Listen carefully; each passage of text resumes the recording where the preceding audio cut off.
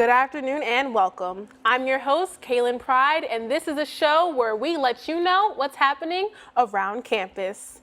As students and faculty at Delaware State University start a new year, they are also welcoming a new president.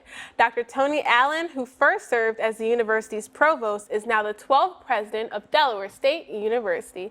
Hello, Dr. Allen. Hey, Kaylynn, how you doing today? I'm great. Thank you for joining me. Glad to be here. This is your first show. This is my very first show, so I'm nervous, but I'm excited because you're my first guest. Don't be nervous.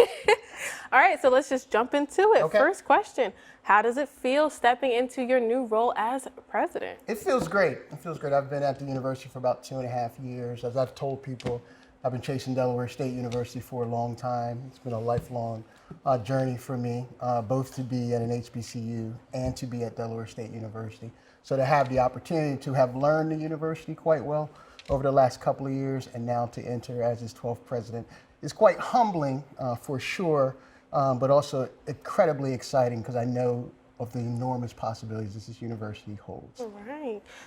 So as president, what's your vision for the university? So you may have heard me say it a couple of times, but I want us to be the most diverse contemporary HBCU in America. And I use those three pillars very specifically.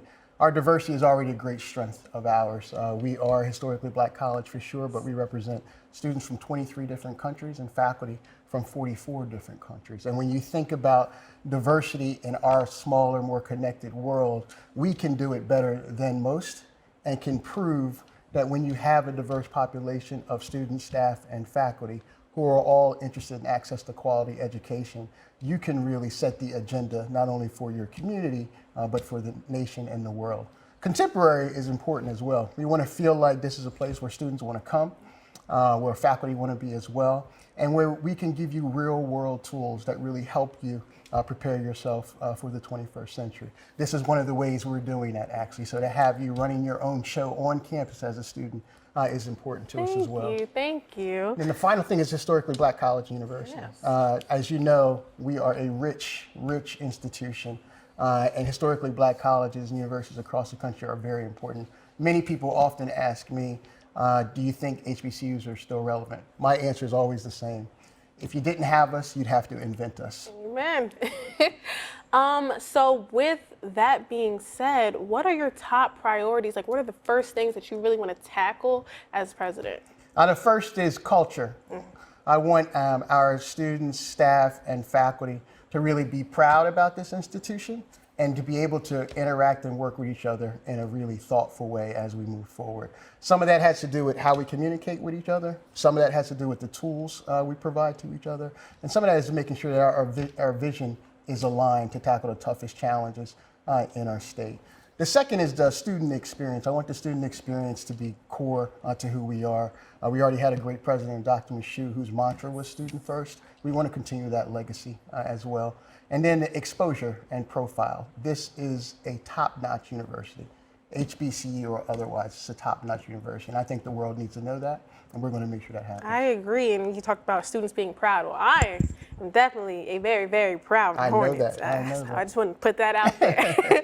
And final question, you just talked about Dr. Michoud, so I know those are some pretty big shoes to fill with her leaving her legacy. How do you plan to continue that on? Well, the good news is I had the opportunity to work closely with her every day since I've been in this role. So learning from her was really some of the greatest lessons in my life.